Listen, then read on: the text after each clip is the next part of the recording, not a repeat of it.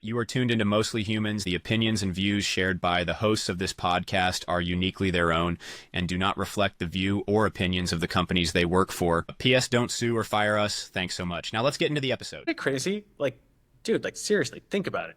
We are trying to tell people often in our day-to-day lives, and some of them listening to this podcast, that the best way for you to make way more money in your life is to use the easiest thing you've ever used in your life.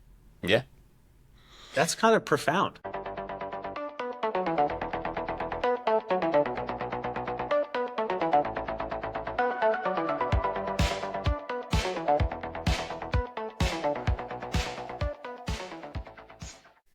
All right. So welcome to Mostly Humans, the inaugural episode. But this is an AI and business podcast for everyone, right? So we're trying to break down complex topics in the AI space, bring you the latest and greatest to benefit you as an everyday person, but then also how this can make an immediate impact on your life and business. So one of the hosts, Justin Wright, I am currently a solutions engineer for an AI startup. Really would consider myself a sales engineer, but at these AI companies, I picture myself as having a machete in the jungle and trying to blaze the trail. But I'm joined by my co-host Matt Bigelow, a perennial go-to-market leader. Matt, tell the people who you are. Yeah, I'm pumped to be doing the podcast with you. I can attest, I've seen him wield the machete on many POCs and pilots. Justin and I used to be colleagues. These days, I'm an enterprise sales director for an AI startup as well.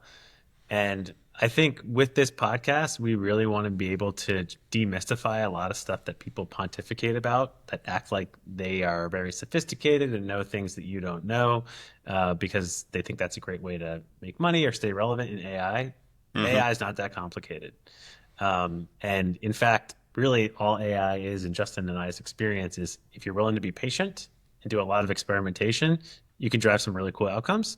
So we hope to have some fun along the way, but we really just want to share what we know with other people, because we think too many people are kind of holding on to that information and acting like it's too hard to understand, and it's not. So this is for you if you want to learn more. Absolutely. I think there's so much technical jargon and people try to mystify it too much and make it seem like it's out of reach for the average person. But what we'll get into later and in future episodes is really just how much impact a very basic understanding of some of these tools can make in your life. And if you're willing to play around a little bit and try some stuff, I was going home from dinner last night, Matt, you'll like this. And my Uber driver just started out of the blue, didn't know who I was mentioned some AI story, and he's like, "Oh, the machines are taking over," and I was like, "Well, maybe not so much." And we ended up having a really good conversation, and he ended up taking some notes and had a couple things that he took away from that conversation. So I see this podcast as being an extension of literally that conversation with my Uber driver last night.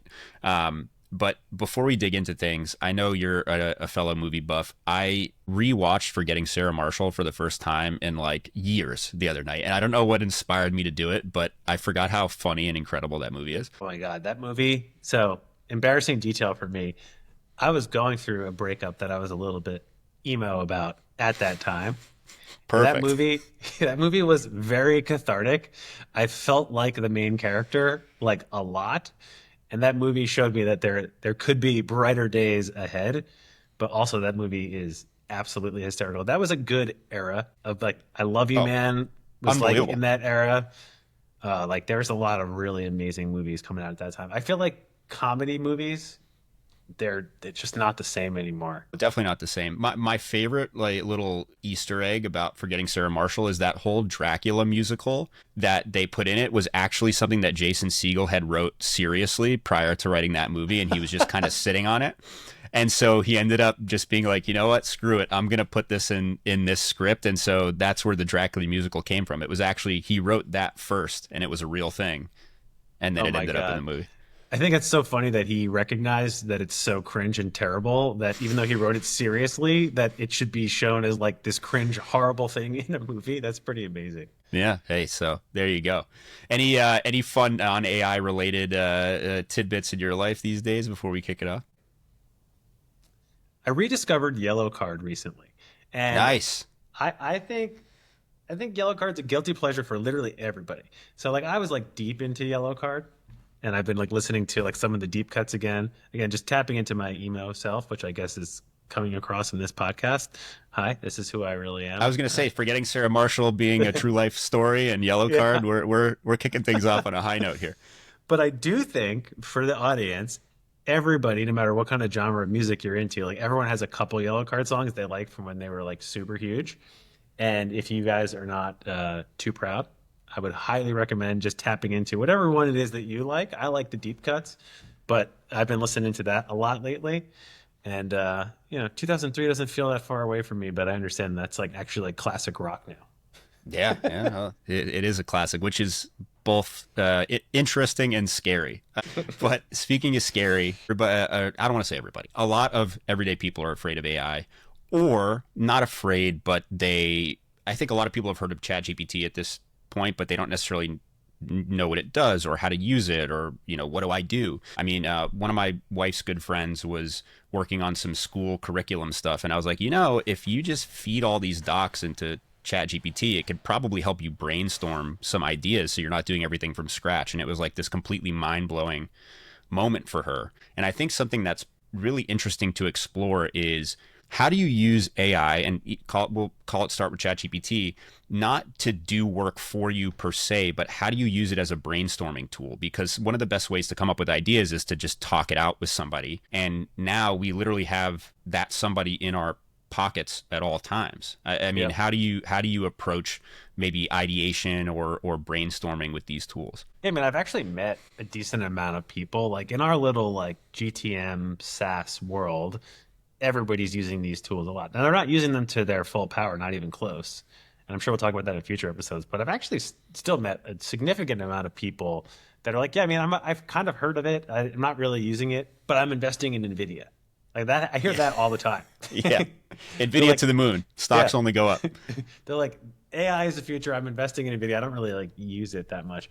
I think the easiest thing that the people who are listening to this, if they fall into that bucket, or if they know these people in their lives like you do, is to first tell people like its core simplest use case that could be really applicable to your life is when you have a lot of text or a lot of documents, just like you were saying, feeding that to the system and then getting your questions answered.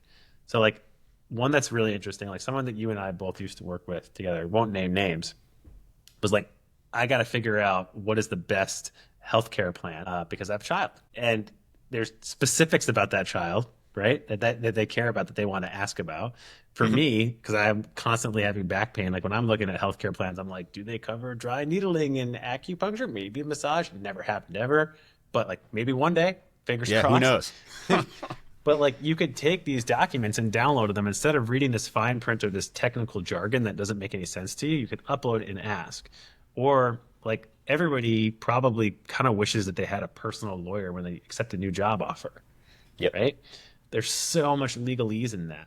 So I've told people when they're accepting a job offer, plug the offer into Gemini, ChatGPT, whatever you choose.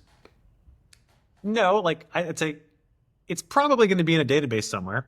I think you got to make sure that you're okay rolling those dice, but then start asking questions. Is there anything I should be worried about here? Do they have access to my inventions if I invent something? Like, Yep. Are they reading all of my keystrokes? Like, if those things matter to you, you can ask any question of these documents. And I think once you teach people that, instead of just looking at a black box with a bouncing cursor, Yeah. what do I do with it? They're like, oh, there's things I could do with that right now. Yeah, and I think that's a really good use case because, people are hesitant to use some of this stuff because they're like, oh, I don't know if it's going to hallucinate and make things up. I don't know if the information it's giving me is accurate. But at base level, I mean, that's what powers, RAG, retrieval augmented generation, for anybody who's like a little bit of an AI nerd who might be listening to this, which really just means I'm giving this window of context and I want it to answer something about this context. And that document upload use case is one of those situations where it's going to reference things within that document. So if you're asking specific questions about, that legal contract, or about your lease, right? Or about like any of those things where even if you go to a website and you're like, I've never actually read the fine print of what I am signing up for or agreeing to when I just like check the box and hit next. But if you are one of those people who has concerns about, data and if you're signing up for the service, what it actually means, plug that stuff in to a chat GPT or whatever and just ask about it. And I think that's a really interesting, very approachable use case for a lot of everyday people, just to make sense of the noise. Yeah, and I think you brought up a really good point, which is like RAG is basically search, right? So like for those who are curious what that means, and yeah, these tools can hallucinate, aka make things up or say things that are inaccurate. The bigger the amount of stuff you give to it, the larger the chance for that is. Mm-hmm. Therefore, if you're not giving it anything, if you're not uploading a job offer or something like that, then the chances of hallucinating are kind of high, because then it's just using the fact that it's been trained on the entire history of humanity and the internet. But when you point it at something and attach it to any of these products, they're all the same as far as their efficacy, with not making things up. Until this is the thing I want you to reference, it will only reference that, and it will do an excellent job with it. And if you have any concerns, I found an easy prompt. And since this is the inaugural episode, and we're going to assume maybe that like our listeners will build an understanding with us, prompting is just obviously what you type into the box. Mm-hmm. And I found a prompt that works really well, even when you're not uploading a specific thing for it to look at, and that is, you must be truthful. I don't know why that word. If I could say like, don't hallucinate, no hallucination policy with a bunch of asterisks and exclamation points. Yeah. You and I have played around with things like that. But I have found that if I say you must be truthful, for whatever reason, the AIs, like, they really understand that well. And then it'll say to me, like, let's say I got an upload I didn't like. And I would say, like, you said this, this, and this. And I feel like it's a hallucination. I'm said it's very important that you be truthful.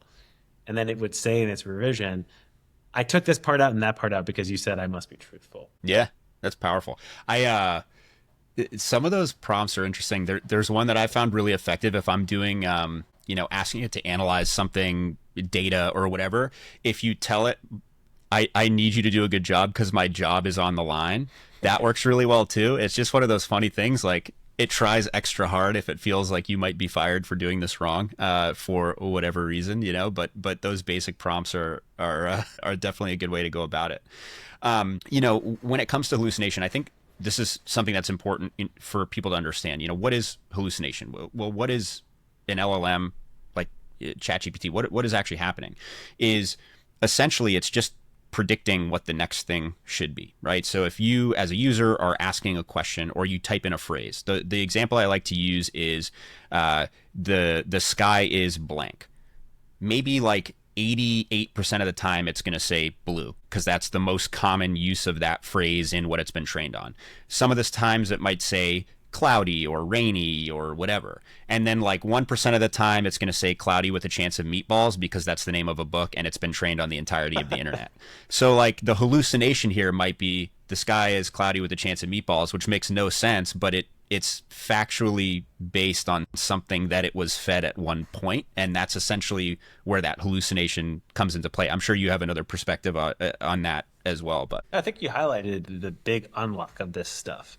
Like, we all know from history of using Google, which we have all used billions and billions and billions of times, that we would try to game Google. We would try to like ask the question that we had in a way that we would hope someone might have written an article with a similar name to try to get the answer to my question back in the day. Right? And that is basically, I'm going to blend some terms here and use them kind of incorrect. But like, that's kind of like a deterministic world, right? And what I mean by that is like, back then, Google search was trying to match your words, your phrases to other ones in like the crudest way of understanding it, right?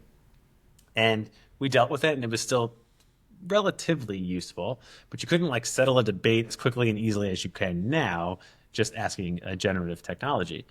What is happening now is exactly what Justin's talking about, is it's using probabilities and statistics to say this is the next likely word.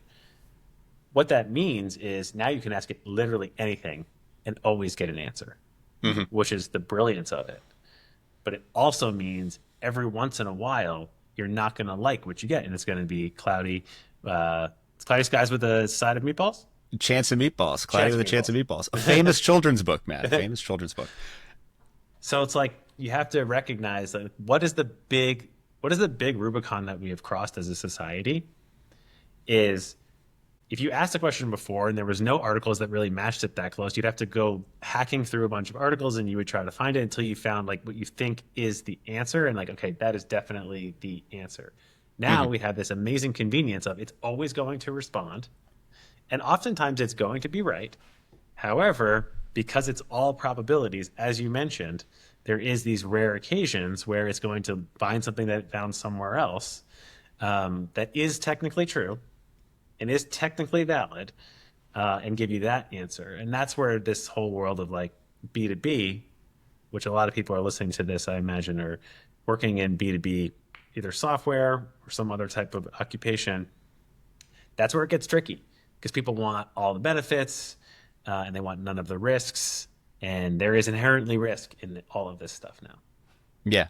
And I think that, I mean, in the business side of the house, the risk is actually what makes it a better experience for end users, which might be a controversial thing to say, right? But the conversational aspect of this comes from the fact that you can't inherently determine exactly what it's going to say every time, because the old workflows and the old, previous gen chatbots that everybody has used, where it's like it gives you 5 options to click and none of them are what you need, and then like you can't solve your problem. Those experiences fundamentally go away, which is actually a better experience for your end users. So, when we're talking about actually, deploying this stuff in a business capacity, that risk is actually where the humanity of this technology comes from. And it's risk not in the traditional sense. It's not like, oh, it's going to, tell somebody that your business is terrible and they should go somewhere else. But it's the risk of like, I don't know exactly how it's going to respond, which means it has the freedom to actually respond in a way that is contextually relevant to the person who is interacting with it, which I think is where some of the magic is. That's absolutely where the magic is. It's because no matter what you put in it, it's been trained on enough to know what to pattern back to you next, no matter what it is. It's not rules based. And I think like what you highlighted is what's going to change all of business, the consumer products as well as B2B products. Everything is going to change because we don't have to learn stuff anymore. Right? Like we've been spending so much time learning user interfaces. Like anyone who's watching this, most of you probably use cloud-based products like a Salesforce and a Gmail and stuff like that. Even if people aren't working like professionally as like knowledge workers and such, they're still using a bunch of cloud-based apps on their phone and all this kinds of stuff. I feel like everybody uses Google Docs at some point, right? Like you've definitely used Google Docs. 100%. And you have to like learn your way around these things. And the reason for that is like user interfaces, the only reason that they were created is because not enough of us got good enough at how to prompt a machine. I certainly don't know how to prompt a computer and write a command. I know you do, Justin, to a degree. But I can't go into like a console that looks like Terminator screen, like black background, green font, bouncing cursor, and like write commands to a database. So most of us couldn't. So what did they do? Even pre-internet, what did they do? They started building user interfaces for us to click around. And when I click this checkbox and enter in these details and then press enter and save, it knew how to take that UI and interpret that into some command it needs to give to a database to go do a thing. Yeah. Right? I mean, well, look at the Apple, like the Macintosh computer was like the first UI that ever existed on a computer. I was on a call recently with a guy with actually fun tangent. His background was just it was like a museum of old computers. He had like an old Macintosh like V1 and a bunch of other stuff in the background, and it was unbelievable. He had like each of these individual machines, but the original Mac was essentially the first user interface for a computer operating system. Right. And then think about like what that did. Right. What that did is it started to democratize the use of computers. The thing that came next that was challenging, then of course, Microsoft came in and probably improved the experience quite a bit with Windows, and then they kind of, ping ponged back and forth with who was doing a better job. But we were all still super frustrated, like literally all the time. Like I don't even know. I bet less than half the people listening to this podcast even know what paste special does. Like you go edit, paste special, and like then there's like all these sub options of paste special now. But we all use like doc processors. So that's a very simple example. That thing is there. It's meant to be useful. It's not meant to be hard. It's not meant to be tricky. But we have to learn our way around how to get these things to do what we want. I mean, a company I worked for several companies ago built a huge, huge company, like $500 million in revenue, basically on building guidance that sits on top of software. Because the software is there just sitting there waiting for you to do something with it, but you don't know how. That's all going away. Like, even like we use consumer apps like Spotify and everything. Like Spotify, there's still a lot of clicking. Yeah. You and I have met some people from Spotify that do some of the AI stuff, and Spotify is doing some of the best consumer AI, just to be clear, that I've I agree. seen in the whole I agree. industry. Everyone's obsessed with it. People post their year wrapped and their DJ recommendations, but there's still a lot of clicking and stuff. Like, how do I add something to a playlist or a certain playlist or make sure there's not a dupe and stuff? Is still like a lot of UI and sub UI that you have to learn. All of that will go away within the next 2 years, in my humble opinion. And everything is going to be conversational with a database. And I think that is going to fundamentally change everything. And I think we all need to understand that. Like, whether this sounds too technical for folks or not, like, you do need to know. Like, if you're going to buy, my uncle, he runs a really successful paper company, right? And he has software, to make sure that people are at the right jobs at the right time, to run estimates, Angie's List, like all this stuff. So he probably doesn't consider himself like a very tech forward person because he's working with his hands a lot, doing works of art at people's homes.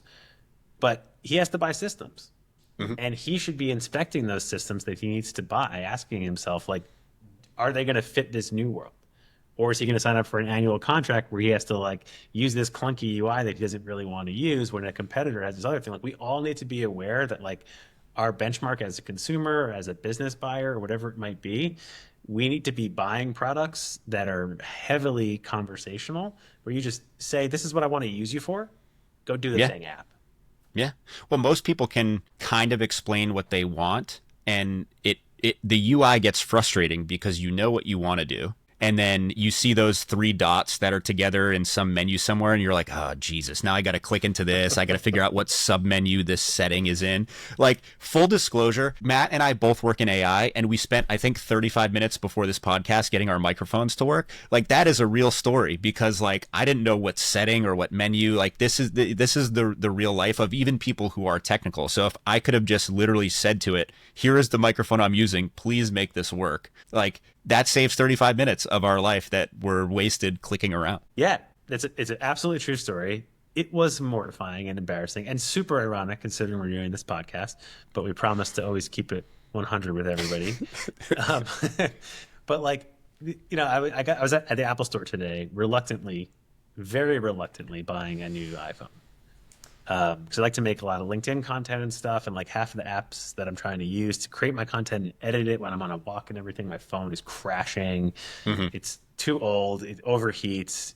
It's a miserable experience. But the reason I was there was to buy a new iPhone, and I hate doing it because I don't really get much from it that's new. It's like I spent all this money and I walk out with something that feels exactly the same, right? Slightly more rounded edges sometimes. Slightly, yes, definitely. And and what's like so interesting is like as I was there, I was like talking to the guy about Apple Intelligence, and I was like, let's be real. Like, we both work in tech. We both have to do demos because he has to demo me all Apple Intelligence. That's the rule for them. He told me this before you leave the store because it's that different.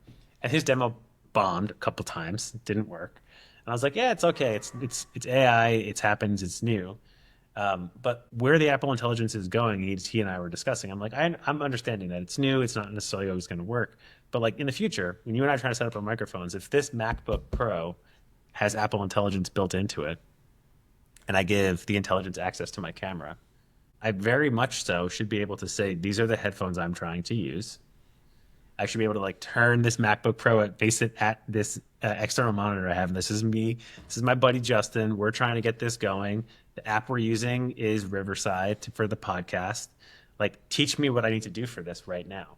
And that technology actually exists today, which is important for people to know. We're not talking about a futuristic state. Just all these companies need to work out who's going to do it. And that Apple, there's rumors of things with Anthropic and OpenAI. Like, I don't want to say what they're exactly doing because I think like I probably would say the wrong thing. But these companies just need to work on bringing this stuff into their hardware, Yep. and into their software, and it's happening right now, and it's going to change the game. And like this time next year, if you're using a Mac and I'm using a Mac and it has access to our cameras, like we should be able to show it around the room and show what we're trying to do and not have to deal with an issue like how do I get my freaking microphone to work? Yeah, we figured it out, everybody. For those waiting at home with bated breath, we got things working eventually. But it's totally accurate. I mean, this is not investment advice. Don't say that Justin told you to do anything. But my thesis on Apple has been, right, they have the distribution and they have created this ecosystem of people who use their devices because of the simplicity. And everybody is saying, oh, Apple's behind on the AI game. But they also have a massive stockpile of cash. And I do think they are going to strategically buy a solution that works or partner with somebody who's doing something really well. And I think that is my opinion on why they have maybe been kind of in the taking a backseat on the AI development train, because it's one of those things where they have the power and ability to kind of leverage something that works downstream. I'll be interested to see what it is, because I would love to be able to just point my camera at something and ask it to fix it, but maybe in a future state. One of the things that I think is important for us to dig into a little bit here, because part of this is we also want to address people in the go-to-market function or business leaders who may be approaching this technology as well. And my potentially controversial hot take, which I'd be interested to see your perspective on, is if you are in go-to-market now in tech of any description, you have to be an expert now, not in the sense of deep knowledge on how to build an LLM or any of that, but you need to be an expert from a breadth perspective of actually understanding how these tools work and how it's going to impact technology. And I think you have to have an opinion. And I think not having an opinion and not having that surface knowledge is detrimental if you are in tech and working in go-to-market today. What's an example of that for the people who are listening, like where you yourself, like you're one of the most badass people I've seen with AI. And a lot of it is that you've shared with me is that like, you're like, I just tried it. There's no rule book for this thing. What are some examples of like you having a good understanding of at least what's possible with AI and how you like problem solve things either at work or, yeah, well, actually, let's keep it at work. Like something you problem solved or did at work. Like, what are some examples of that for you? The most basic example is data transformation, because when you're working with tech and if you're working with a bunch of different platforms and you need to get data from one platform to play nice with data in another platform. This is a very common problem, I think, in any tech role, right? Like I have this export from this thing that makes no sense in this system and I need it to make sense. You can basically take any of that output, plug it into something like ChatGPT or Claude from Anthropic, and essentially have it transform that data into the format you need. And if you give it very clear instructions of like, the most common thing is I need to take this gobbledygook of a document and throw it in a CSV where, I have clear delineation of topics. And that is a very common practice where if I didn't use AI to do that, it would be at least one entire workday of me manually going through that process. And if you are doing that on a consistent basis, the amount of days in a year that you will waste when you could have been moving on to the next thing, I think is astronomical. That's an awesome example. And I totally agree. I mean, all my colleagues did describe me as like an AI, like super user, like AI power user. And it sounds like sounds like a compliment, it sounds like, ooh, cool. I'm like the laziest guy you've ever met if I'm an AI power user because I'm just looking for ways to get things done fast as hell, right? Like a lot of people say that they use it to write emails. I actually don't. Like I know that's like a huge use case. People use browser extensions to do it so they can do it right there. Some of that stuff's native now inside of Gmail and Outlook and whatever. I don't use it for that. I use it for the hard stuff like you're talking about. Like changing this file size, this file type to be this file type. I mean, there's a demo that I was working on the other day, and we don't have access to the client's data. I work for an AI agent company, right? So we had to simulate some stuff. but it's really, really early. And I want to show up correct for the demo. And they're probably expecting a super generic demo, and that's not how I want to show up. I want to show up and show something really cool. So I was like, well, I don't have access to their data. That would take 5, 6 months of them trusting us, security audits, whatever. And I don't want to show up and do a lame demo. What can I do? So I went to Anthropic and I was like, hey, listen, imagine if you had this type of a use case and an agent needed to have all this information and all this data. I want you to generate all this synthetic data. And it's all like banking and commerce data and insurance data and stuff. And I want you to generate it for me. And I want you to put Easter eggs in there that an AI agent could find if there was an Easter egg in there as they comb through all that data to prove how cool this agent is that we have. And, it took like 30 seconds and then I had it. Like years in the past, like I just wouldn't have anything. So I'd show up and do a generic demo. But now I think like no one told me to do that at work, right? But I'm a better employee because I did it. My clients, that feels like their time is being wasted less because I did it. They better understand our technology after call one. Whereas like your typical like SaaS AE sales rep, right? Like in the typical world, it's like, I don't have that. I don't know how to get it. I'm going to do my generic demo. Yep. And I think over time, people doing what I'm doing and what you're doing as a prerequisite, as we must, are going to be the ones who get ahead of our peers in GTM. If you guys are hearing this, we're throwing down the gauntlet. We're challenging you to get on board. But then also, as you mentioned, like I do think eventually that'll become the expectation. But if you're the ones doing it early, then I think that's just going to open up career opportunities for you because like your outputs are going to be so much stronger. Yeah. I also think this is a tool that single-handedly lets you do more of the human things, which makes you more effective in whatever you're pursuing, right? And to go to the email example, I like handwriting emails too. I think that that's a very important thing. I like to handwrite messages that I'm sending to people, but being able to analyze the emails that are in my inbox at a glance or very quickly give me the key takeaways or which things are actually critically important or, what are the themes in this email thread that I got CC'd on and now there's 80 emails that I don't want to read.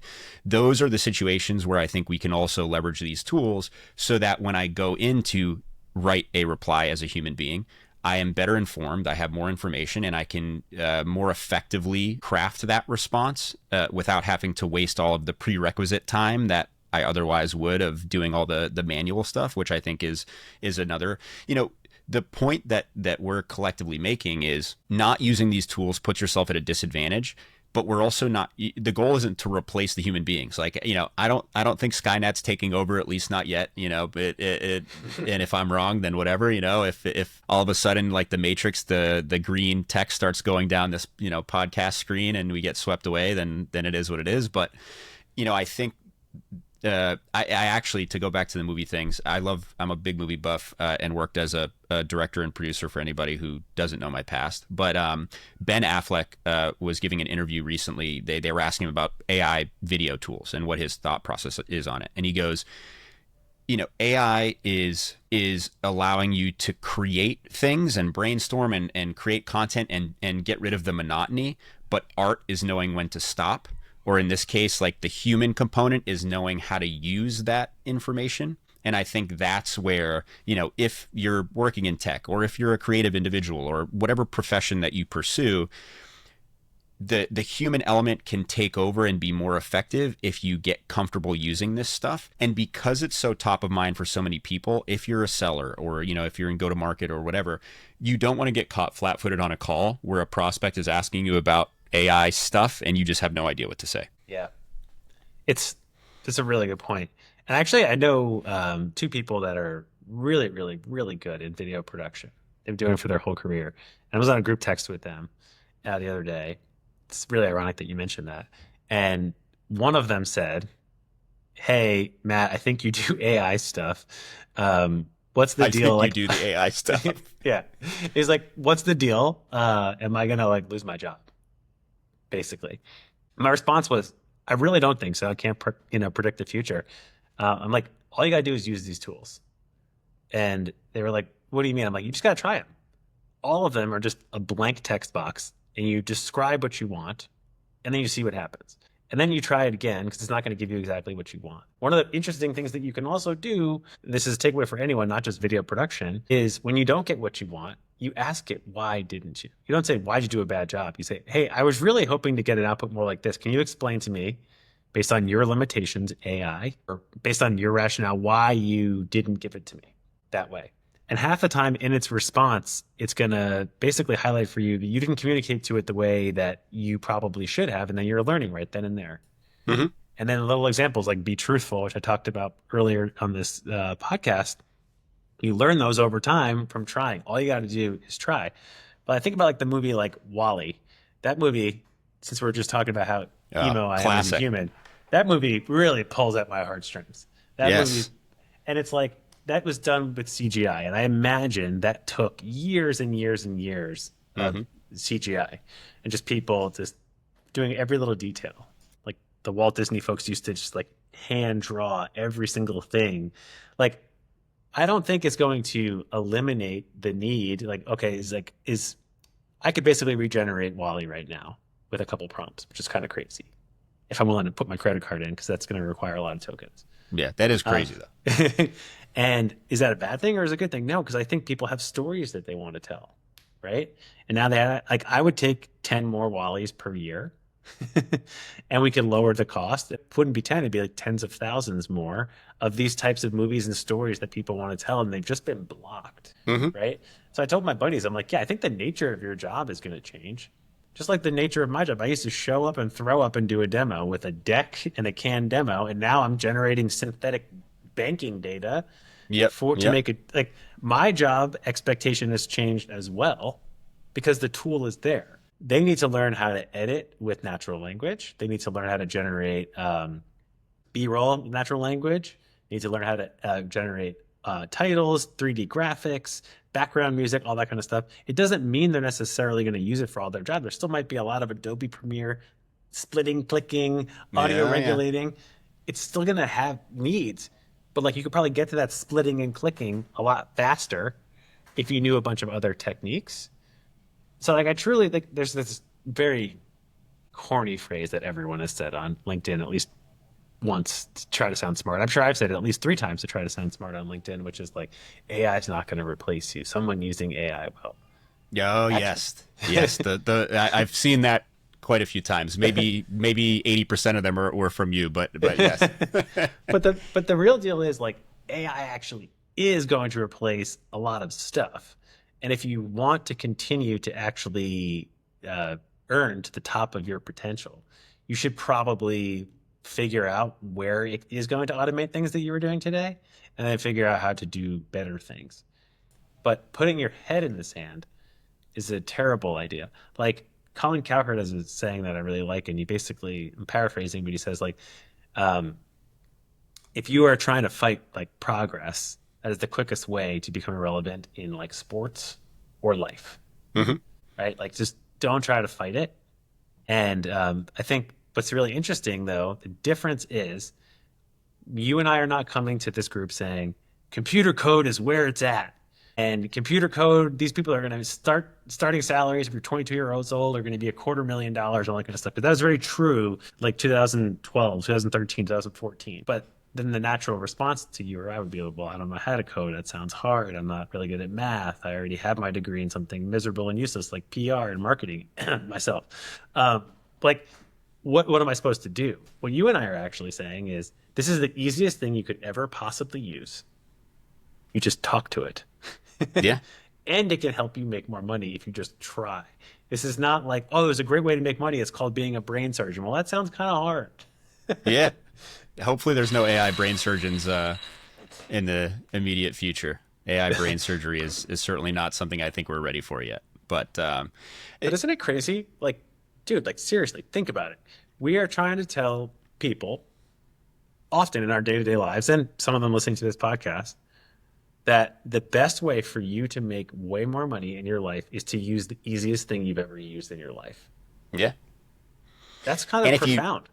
It is. And if you don't know what to do or how to use it, have a conversation. You can actually brainstorm all of this stuff with an AI tool. You could pop onto ChatGPT right now and be like, hey, I don't know what I like to do, but help me come up with some side hustle ideas. Or like, hey, I'm really into sports and I am pretty good at making cringy videos on my phone and like, writing skits, and it'll help you brainstorm ways to combine your strengths. I think, I mean, this is probably a good place to segue into kind of closing out this episode, but if there's a theme that I am most passionate about with the whole AI narrative, right, is that it is democratizing knowledge, capability, tools, and all of these things across a much broader audience. And I think there are a lot of people who are hesitant to use it, but the fact of the matter is, in the same way that, people who are hesitant with the internet initially, or using the internet, right?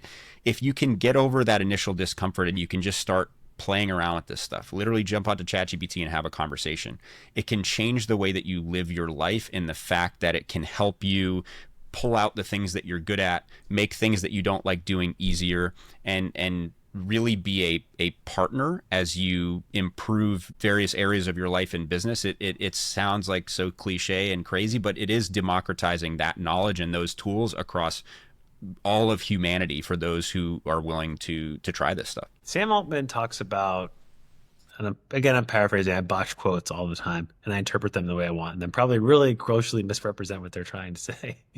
But he said something that basically, like, we all now have access to we all have access to like a super intelligent brain that we all can share, which is these AI systems are super intelligent brains. Like, they understand this thing and we all have access to that together.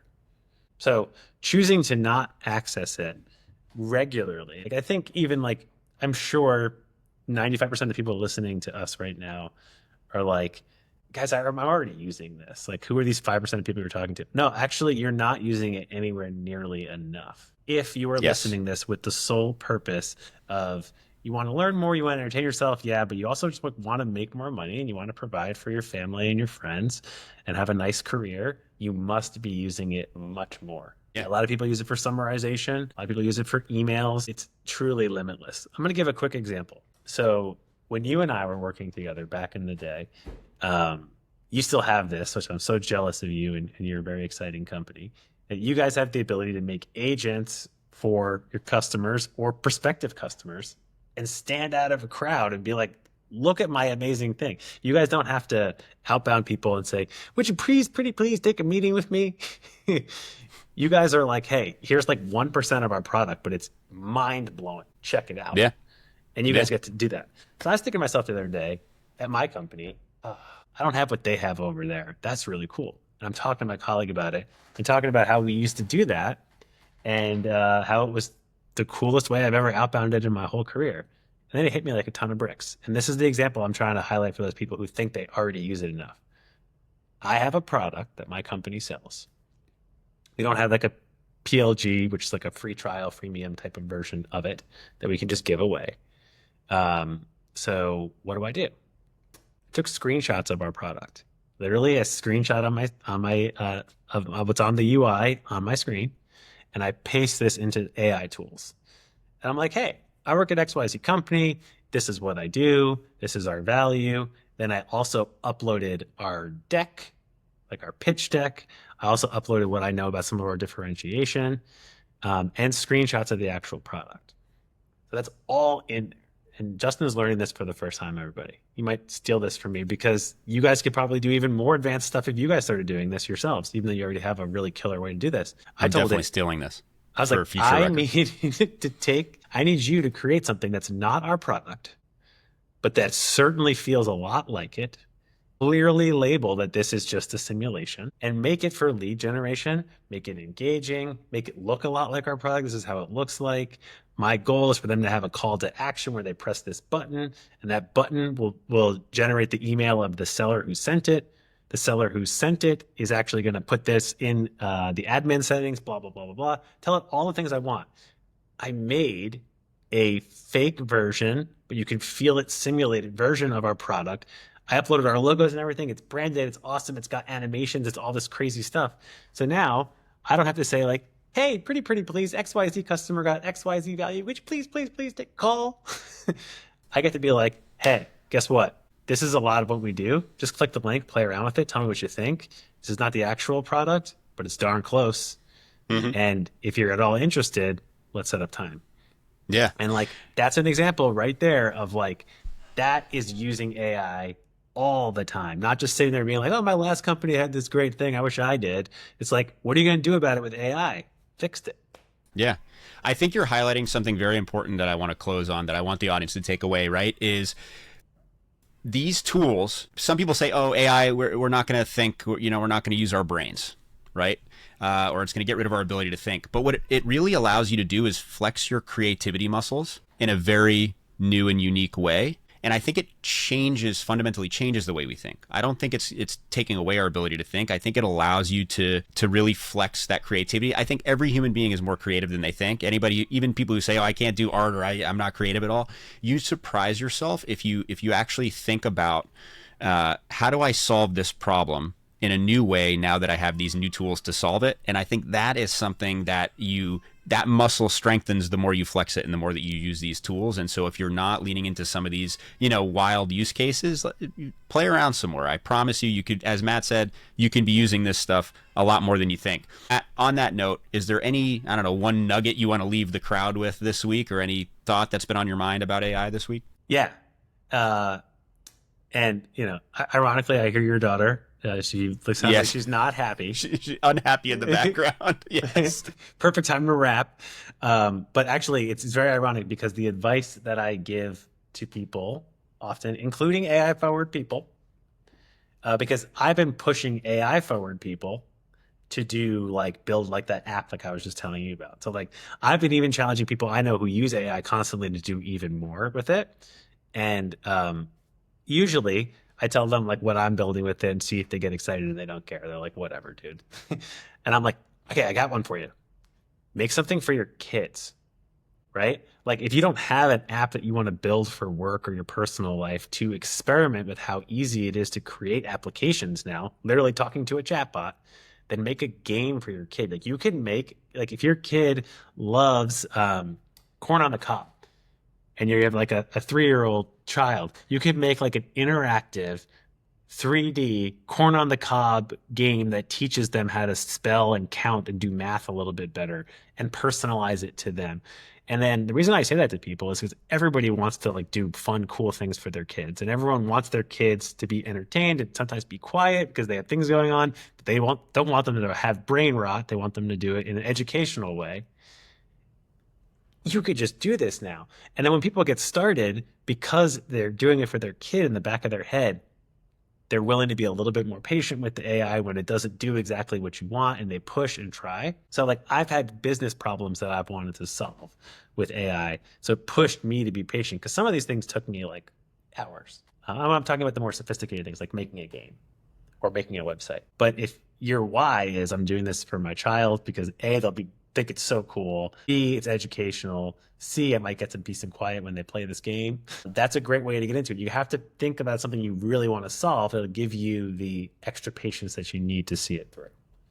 I think that's great advice. So anybody out there, if you, for whatever reason, have been thinking about making a corn on the cob game, now is your time to kick things off.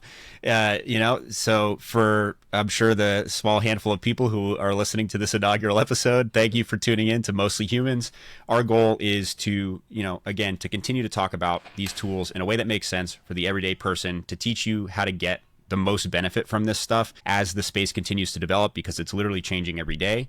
Matt and I both get really excited about this stuff and love to nerd out on it and dig deep, but we also understand the importance of, the everyday person's perspective and how to try to simplify some of these topics. So plenty more to come. Matt, thanks for joining me. This was a blast, and hopefully we continue to come up with good ideas for the people in the future. Yep. See you next time. See you next time, everybody. Bye-bye.